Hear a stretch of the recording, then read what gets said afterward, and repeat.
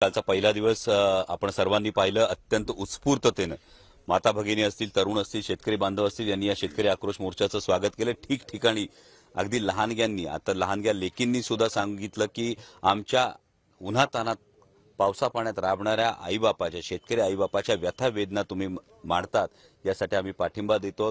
आम्हाला हे खरोखर समाधान आहे, तुम्ही आमच्या या वेदनांना वाचा फोडतात यासाठी.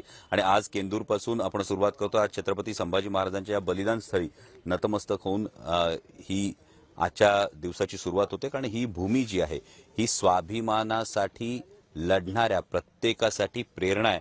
आणि ही प्रेरणा घेऊन आजचा दिवस हा केंदूर, पाबळ, जातेगाव, मुखई, शिक्रापूर, तळेगाव, त्यानंतर मांडवगड, वडगाव, रसाई असं करत बारामती लोकसभा मतदारसंघात हा आक्रोश मोर्चा जाणार आहे. खरं तर पहिल्याच दिवशी भाजपने दखल घेतली. तुमची दखल घेण्याची त्यांची पद्धत जरी पटणारी नसली तरी आज आता कुठले मुद्दे तुम्ही नेमकी मांडणार आहात त्यामध्ये, जेणेकरून कालच्या जे पाऊल टाकले त्याच्या पुढचं एक पाऊल पडावं? हे तुम्हाला पुढच्या टप्प्यामध्ये दिसतच राहील. पण भारतीय जनता पक्षाच्या प्रदेशाध्यक्षांनी जी दखल घेतली, माझी भारतीय जनता पक्षाच्या प्रदेशाध्यक्षांना विनंती आहे की या आमच्या खांद्याला खांदा लावून आमच्या शेतकरी बांधवांच्या या वेदना केंद्रात बसलेल्या तुमच्या सरकारपर्यंत पोहोचवण्यासाठी आमच्या खांद्याला खांदा लावून या. आणि खरोखर जे तुम्ही आश्वासन दिलं होतं 2022 मध्ये शेतकऱ्याचं उत्पन्न दुप्पट होणार, त्याचं काय झालं हे सुद्धा एकदा जनतेला खुलेपणानं सांगा. खरं तर शेतकरी आक्रोश मोर्चा आहे, मात्र विरोधक भाष्य करतात की या शेतकऱ्यांसाठी मोर्चा नसून म्हणजे शेतकऱ्यांची संख्या खूप कमी दिसते. तुम्ही स्वतः आमच्या या मोर्चामध्ये सगळीकडे फिरतात, तुम्ही स्वतः सगळीकडे जे स्वागत होतंय हे स्वागत मोठ्या संख्येनं होताना बघताय, गावोगावी याचं स्वागत होताना बघताय. त्यामुळे मला असं वाटतं की विरोधकांनी शेतकरी आक्रोश मोर्चा काय आहे, कसा आहे, त्यात कोण आहे, कोण नाही यावर टीका करण्यापेक्षा यामधल्या मुद्द्यांच्या संदर्भात आतापर्यंत विरोधकांनी काय केलं याचं उत्तर द्यावं ना एकदा तरी. 21 दिवस जेव्हा कांद्यावर निर्यात बंदी आहे तर विरोधकांपैकी किती जणांनी कांद्याची निर्यात बंदी उठवा अशी ठामपणे मागणी केली? म्हणजे विरोधक म्हणजे आता ते सत्ताधारीच आहेत ना. या सत्ताधाऱ्यांनी दिवसा 3 फेज लाईट देण्याविषयी काय नेमकी भूमिका घेतली?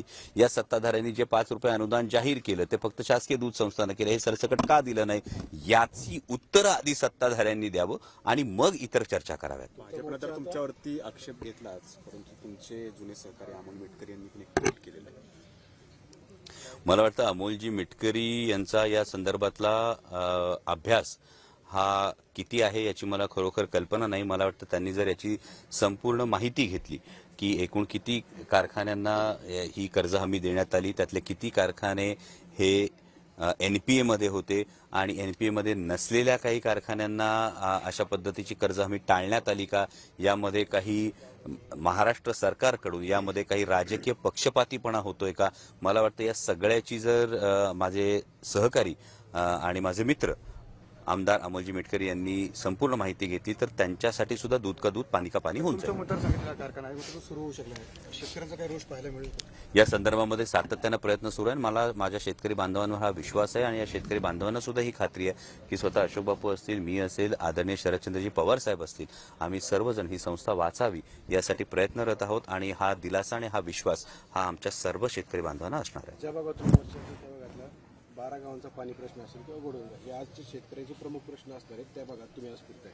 या 12 गावांच्या पाणी प्रश्नाच्या संदर्भात आपण बघत असाल की अनेक आश्वासनं देण्यात आलेली आहेत, पण या संपूर्ण वॉटर अकाउंट आणि वॉटर ऑडिट या महत्वाच्या मुद्द्यावर अजूनही कुणी ठोस भूमिका सरकार घेताना दिसत नाही. केवळ सरकारकडे बैठक लावायची आणि त्यातून तोंडाला पानं पुसायची, हे प्रकार थांबवा.